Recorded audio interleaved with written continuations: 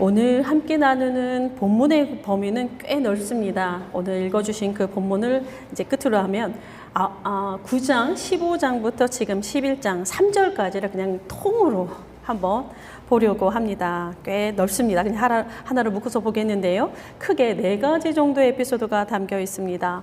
가장 먼저는 하나님의 임재와 동행, 두 번째는 거대한 열병식을 보여주는 듯 잘 짜여지는 그런 이스라엘 군대의 모습이 그려지고 있고, 맨 마지막에는 이 모든 것을 뒤엉켜 놓는 인간의 실존과 하나님의 모습이 담겨 있고, 또 중간에 호법과 관련된 에피소드가 있는데 이것은 잠깐 뒤로 곁으로 밀어두고자 합니다.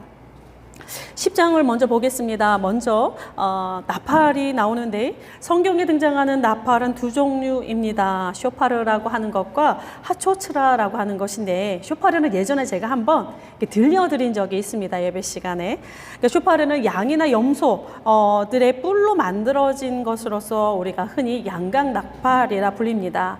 쇼파르는 제사장뿐만이 아니라 일반 백성들도 부를 수 있는, 사용할 수 있는 나팔이었는데, 지금도 이스라엘 어떤 중요한 절기에 사용되고 있습니다. 어떤 선지자적인 그런 부름, 영적인 일깨움으로 많이 해석되고 있습니다. 반면에 하초츠라라고 하는 악기는 은으로 만드는 금관 악기입니다. 그러니까 오늘 지금 본문에 나오는 것은 하초츠라입니다. 그러니까 군대가 질서정연하게 행군하도록 그렇게 사용되는 도구로서 오직 제사장만이 사용할 수 있습니다. 군대를 향한 공식 신호가 이 제사장에게서부터 나오는데, 이 하초츠라는 이 정착해서 사는 그런 농경 문화가 아니라, 그러니까 유랑하듯 이동하는 어떤 유목 시대에 혹은 이렇게 전쟁에 나아가는 그 일에 있어서 굉장히 중요했던 역할을 하는 것 같습니다. 그러니까 민수기 10장에 나타나는 하초츠라인데, 본문에 명시된 것처럼 은으로 제작이 되고 제사장에게 주어졌습니다. 제사장에게 주어졌다라고 하는 것은 하나님의 군대의 움직임이 하나의 의식처럼, 제의처럼 그렇게 하나님을 향한 의식이 되어야 한다고 하는 그런 메시지를 담고 있는 것과 같습니다. 나팔의 기능은 다양합니다. 이제 나팔에 어떻게 불라라고 하는 것도 있는데, 한 번 불 때, 두 번 불 때, 크게 불 때, 작게 불 때, 이런 것들 각각 전달하는 메시지가 다릅니다. 또 종교 절기, 그런 종교 의식으로서 부는 것과 축제 때 부는 것, 전쟁에 나갈 때 역시 각각 다릅니다. 때로는 어쨌든 경고로서 의미도 가지고 있습니다. 또 나팔 소리는 묵시문학에서도 굉장히 돋보이는 위치를 선점하고 있습니다. 특별히 나팔이 울린다라고 하는 것은 새 시대를 알리는 그런 것으로 사용되는데, 하나님의 선택된 자들을 쫙 모으는 그런 작용을 합니다. 그러니까 새로운 시대를 알린다는 점에서 지금 이스라엘의 나팔 출발 신호로서 나팔의 울림은 좀 꽤 의미가 있는 것 같습니다.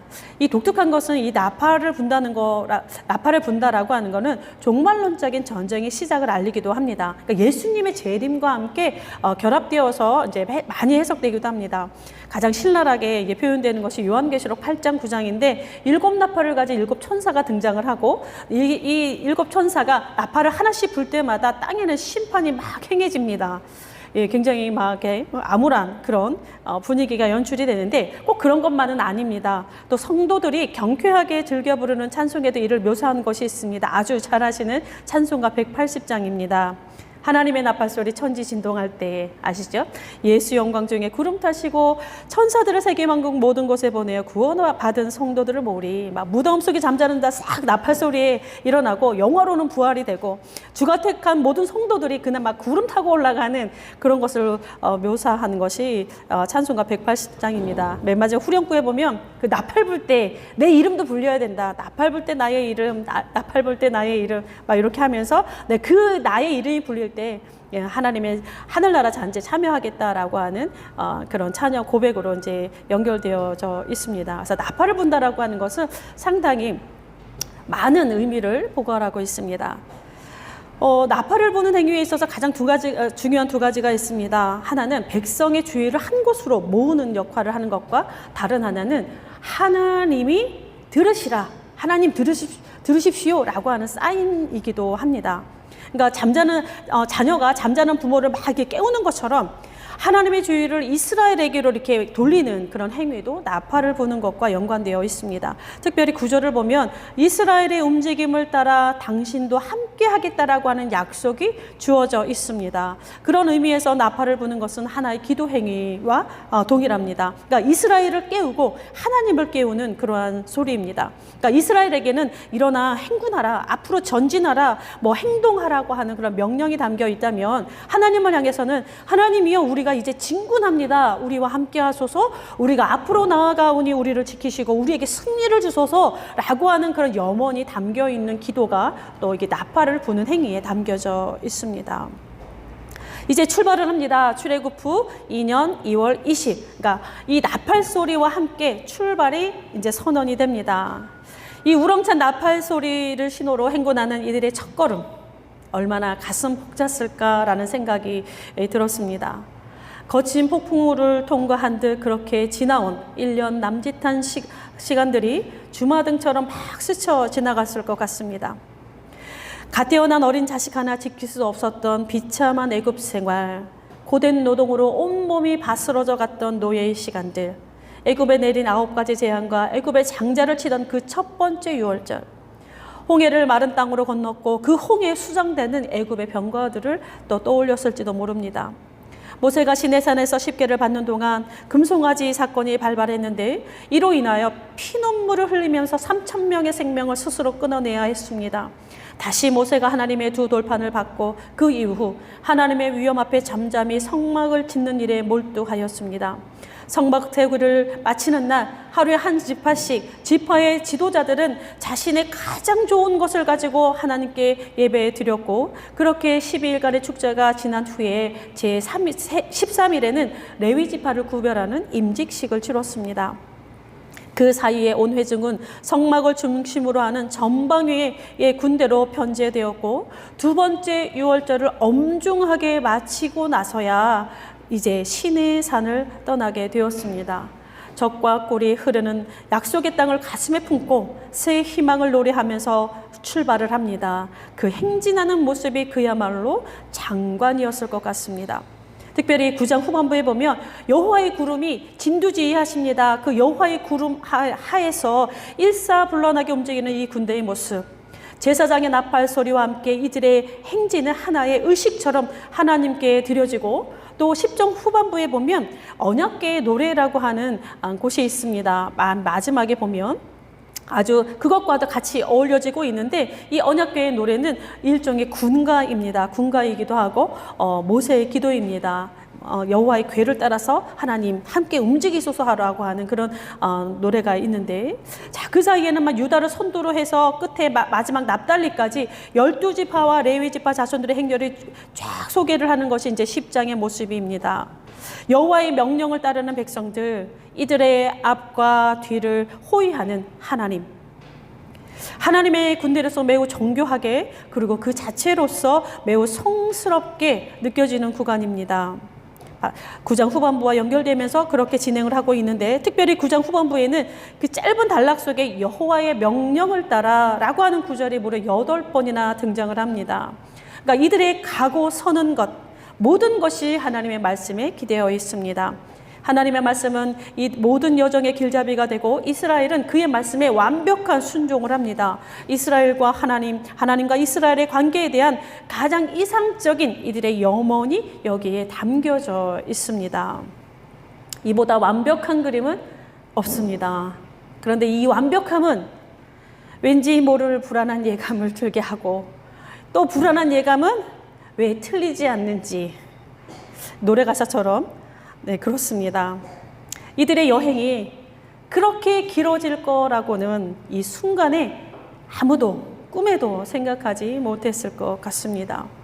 이렇게 9장 후반부절부터 10장을 관통해서 막 영광스럽게 상승을 쫙 했는데, 11장에 들어서면서 맞닥뜨리게 되는 이 짧은 3개의 구절은 우리를 매우 당황스럽게 합니다. 9장 후반부부터 10장, 11장까지 물론 시간의 흐름상은 아닐 것입니다. 다양한 각도에서 광야의 여정을 농축하고 있는 것들이 이렇게 들어갔을 것인데, 어쨌든 민수기 저자는 이 하나님의 거룩한 백성으로서의 웅장하게 이 이스라엘 백성을 쫙 상승시켜 놓았다가 갑작스럽게 천길 낭떠러지로 뚝 떨어뜨려지는 그런 글쓰기를 하고 있습니다. 그러니까 앞선 내용들이 단숨에 무색하게 만들어버리는 11장 1, 2, 3절입니다. 또 한편으로는 이 짧은 단락 속에 왠지 광야살이 전체를 요약한 듯한 그런 느낌도 확 와닿고 있습니다.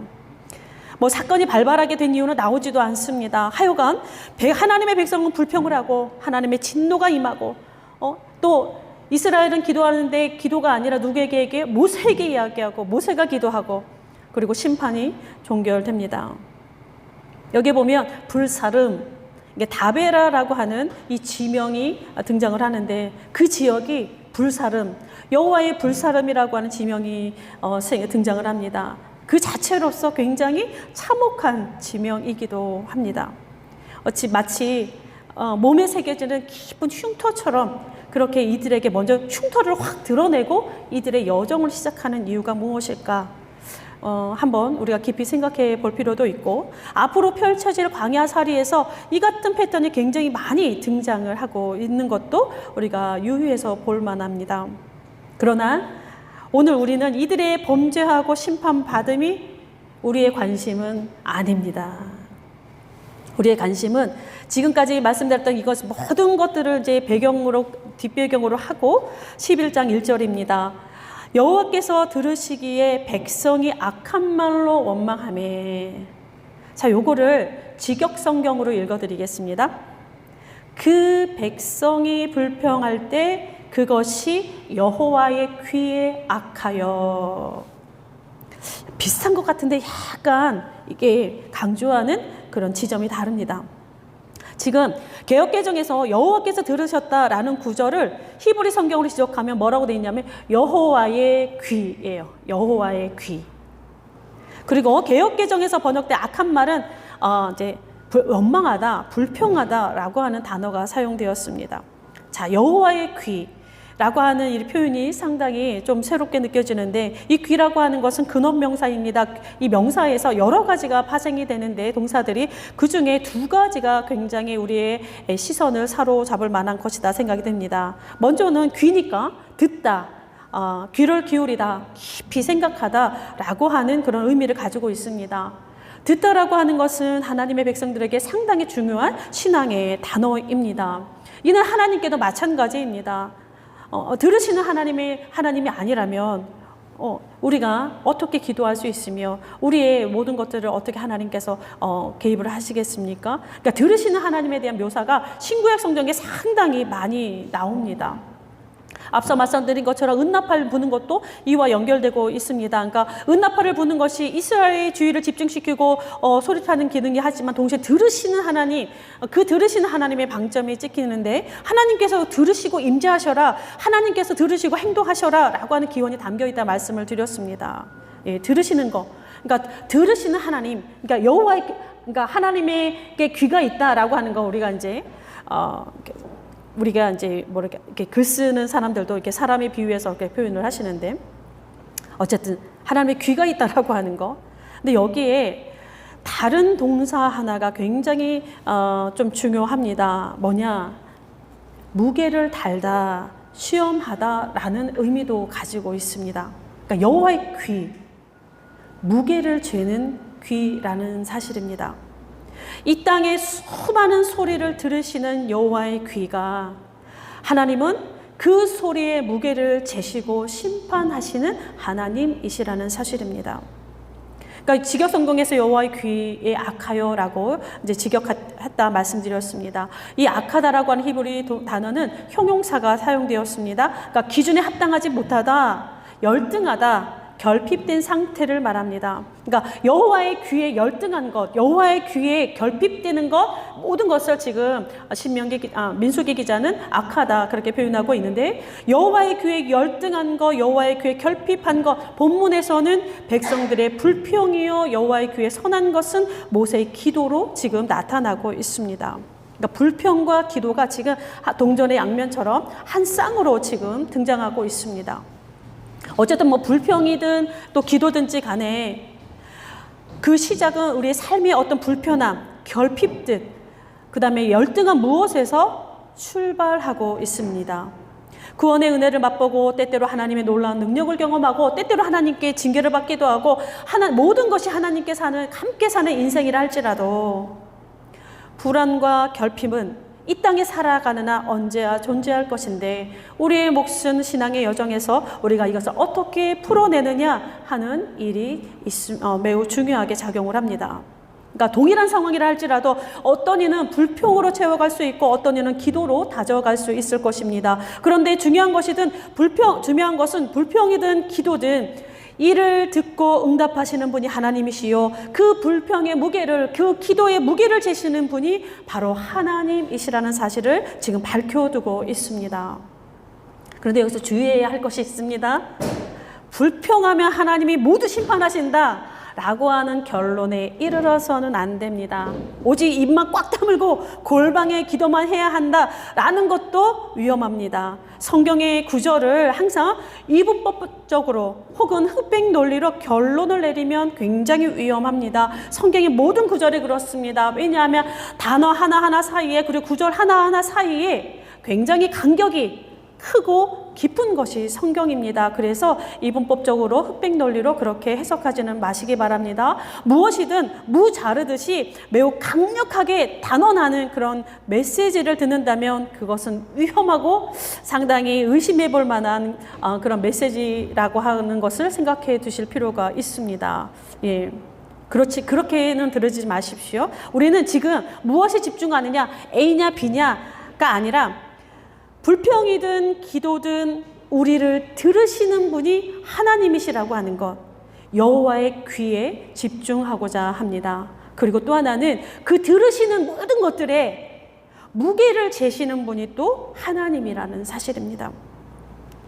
하나님이 인도하시는 길에도 어려움은 존재할 수 있고 하나님이 동행하시는 순간에도 우리는 결핍을 경험할 수 있습니다. 그럼에도 주님을 바라보며 걷는 우리의 길에 소망이 있는 것은 모든 것을 들으시는 하나님께서 우리의 무게를, 우리의 고통의 무게, 우리의 삶의 무게를, 그리고 세상의 무게를, 우리를 둘러싼 모든 환경들과 사람들, 우리를 둘러싼 사람들의 모든 무게를 재시면서 응답하시면서 그것에 합당한 것을 내리시는 분이 하나님이시라는 사실, 그 사실에 우리는 집중했으면 좋겠습니다. 우리의 말의 무게가, 우리의 삶의 무게가, 우리의 가는 이 좁은 길의 무게가 세상에 의해서, 세상의 기준에 의해서 세상의 저울로 재어지지 않습니다. 오직 하나님만이 우리를 저울질하실 수 있으며 오직 하나님만이 우리를 판단하시며 심판하실 수 있습니다. 이것은 우리의 힘이기도 하지만 동시에 우리의 두려움이 되기도 하는 지점입니다. 우리의 모든 것이, 세상의 모든 것이 우리의 여호와의 귀에 들려진다라고 한다는 사실, 우리를 둘러싼 모든 소리가, 세상에서 일어나는 모든 소리가 여호와의 귀에, 그리고 그 귀의 저울에서 재어진다는 사실, 우리는 두렵고 떨림으로 이를 잊지 말아야 할 것입니다. 기도하겠습니다. 공평한 저울추로 세상 만물을 재시는 하나님, 오늘도 두렵고 떨림으로 하나님 앞에 서 있습니다. 여호와의 귀에 닿는 우리의 수많은 말들이, 여호와의 귀에 도착하는 우리의 삶의 모든 선택들이, 여호와의 귀에 울리는 우리의 모든 행보가 있음을 기억할 수 있도록 도와주옵소서. 세상이 아니라 하나님의 손에서, 세상의 기준이 아니라 하나님의 저울에서 우리도 판단되어짐을 한순간도 잊지 않도록 도와주옵소서. 하나님의 백성답게 살기 위해 몸부림치게 하시고 하나님의 사람답게 존재하기 위해 온전히 주님만 바라볼 수 있도록 우리의 마음과 생각을 단단히 붙잡아 주옵소서. 한 주간도 거친 광야를 걸었던 수많은 사람들의 신음소리가 하나님께 닿았을 것입니다. 주님, 이들의 소리를 하나도 놓지 않으시는 주께서 땅의 고통과 슬픔을 품에 안으시며 이들의 길이 다시 희락이 꼽힐 수 있도록 도와주옵소서. 모든 것을 들으시고 응답하시는 예수 그리스도의 이름으로 기도드립니다. 아멘.